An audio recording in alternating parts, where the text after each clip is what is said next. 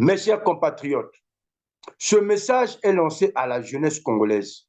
Chers jeunes, prenez conscience de la situation actuelle de notre pays.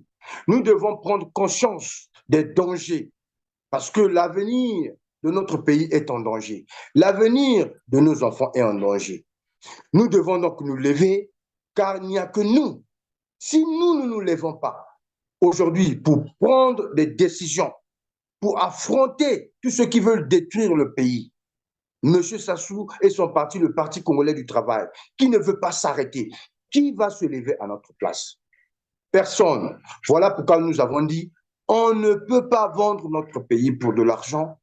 Betolenda teka, voilà beto samuna mbongo ve, tokoki kote kambo kanabiso ona mbongo te. Depuis un certain moment, vous avez suivi, depuis quelques jours déjà, les criminels, les bandits, les voleurs du Parti congolais du travail se sont encore réunis pour organiser, je crois, c'est une comédie, hein, dans le but d'aller en congrès, donc le congrès du PCT, le parti qui a échoué, le parti des voleurs, le parti des criminels, le parti qui a pillé tout l'argent de la République du Congo, qui veut aller en congrès, justement, pour préparer la candidature de M. Denis Sassou Nguesso.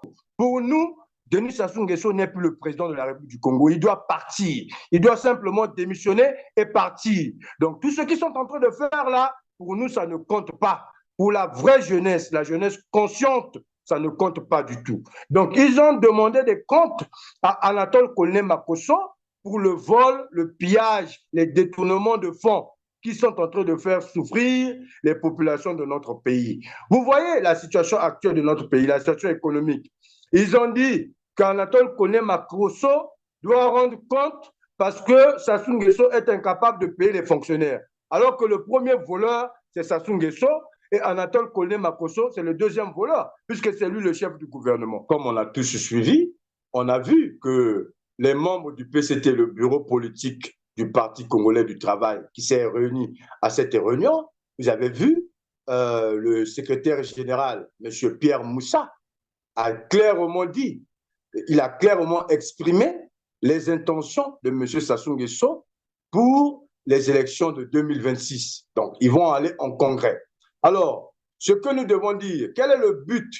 Quel est le but? Quel est le réel but de cette réunion?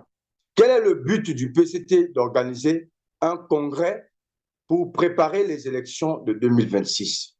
Alors, nous, les jeunes, ce que nous devons dire, la jeunesse consciente, la jeunesse engagée, la jeunesse qui est prête à apporter un changement sur la situation de nos populations, on doit retenir que le Parti congolais du travail veut tout simplement maintenir M.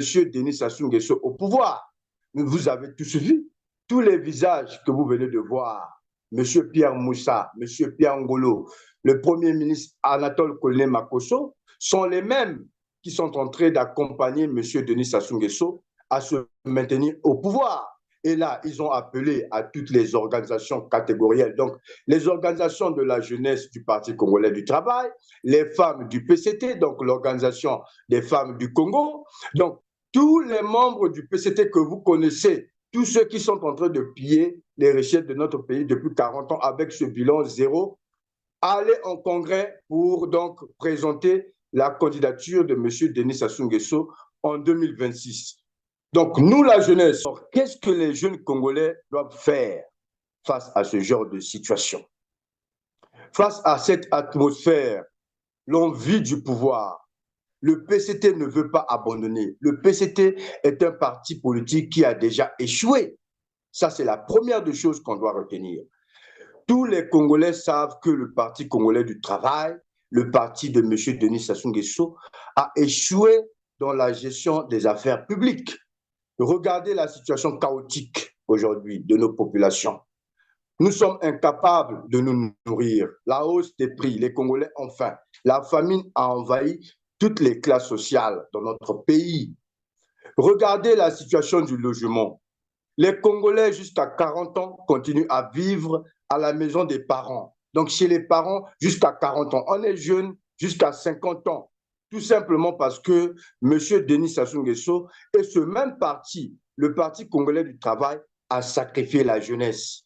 Si ce n'est pas leurs enfants qui sont aujourd'hui dans la fonction publique, si ce ne sont pas leurs enfants qui sont en train de construire des maisons partout dans Brazzaville, avec l'argent qu'ils ont détourné des caisses de l'État, les jeunes, les vrais jeunes Congolais, la majorité des jeunes Congolais continuent à vivre chez les parents. Donc les Congolais n'ont pas de logement. Les Congolais n'ont pas d'éducation. Regardez l'état actuel de notre population. L'éducation est à terre, le niveau a même baissé. Regardez l'université Mahengwabi. Regardez l'expérience que nous avons aujourd'hui. Ce sont des faux diplômes. Les gens n'ont plus de mérite. On met les gens qu'il ne faut pas à la place qu'il ne faut pas. C'est une confusion totale.